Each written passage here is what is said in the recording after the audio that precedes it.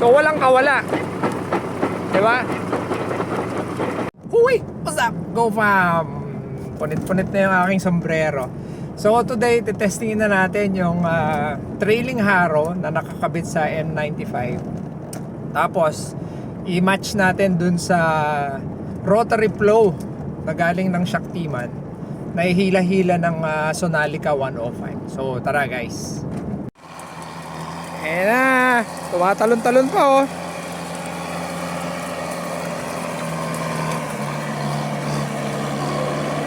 Grabe. Ilang buwan na rin na walang ulan dito sa atin, Go Fam. So kayo, magkano ang per hectare sa inyo ngayon?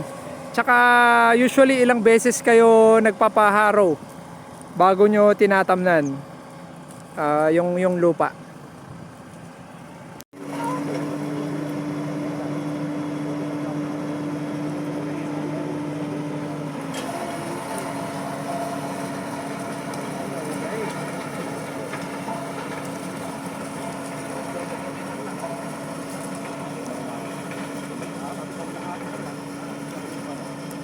Sa adik sa bumauna.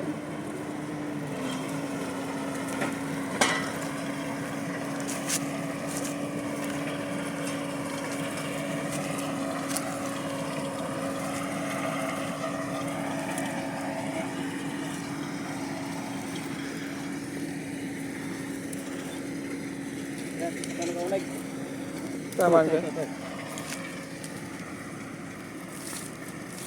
Ayat ko kwa. Ano pa ta? Ano? Mga 5, 6?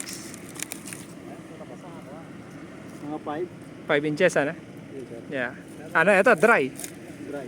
Yeah. Nurustilyo. Matigas to pag ganito eh. So testing tayo. Shout out sa'yo, Mang Danny. Ayan oh. So tignan natin kung gaano kalalim. So ako hindi ko masyado ma-recommend na mag-harrow kapag ganitong sobrang tuyot yung lupa kasi nga hindi makakain ng masyado yung blade.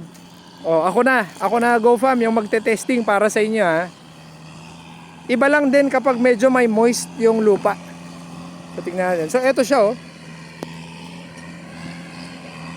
Ayan, so ano, mag-aaksaya lang tayo ng konti ng diesel para makita natin. Ayan siya.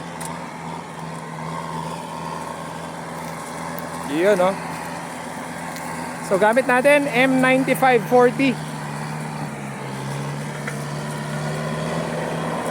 Ayan na, kakain na tayo ng alikabok.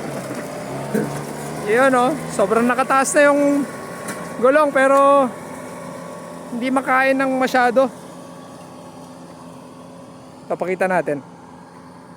Ayan no. So siguro mga nasa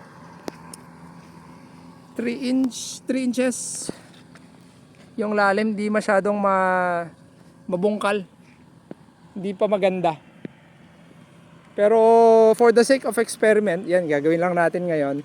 Tsaka okay na rin para sa amin kasi alam mo yan, para maihalo na ng mabuti yung ano, yung mga organic matter natin. Tsaka yung mga waste. Yung mga naiwan. Ito, kung matatandaan nyo, dito tayo nagtanim nung 8282S, yung ating demo. Ayan na siya. O isa pa ulit, pakita natin ulit. Isang beses. Kakain ulit tayo ng alikabok. Libre pulbos. Libre pulbos.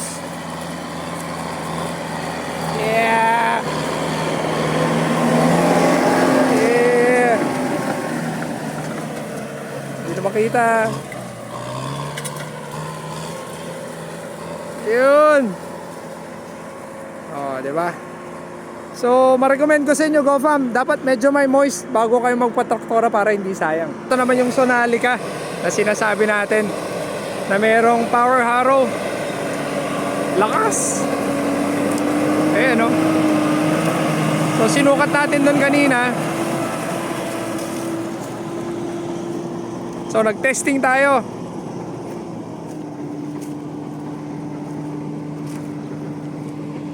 Mga walang ilang inches ko ya? Mga 5 sir. Mga 5 ano? So yung yung binanatan ng ng trailing harrow, nasa mga 3 inches yung lalim. So, pero itong binanatan ng power harrow, manasa 5 inches. Hindi pa sinagad yung adjustment doon. So, maganda. Tsaka pinong-pino. Oh, dry pa.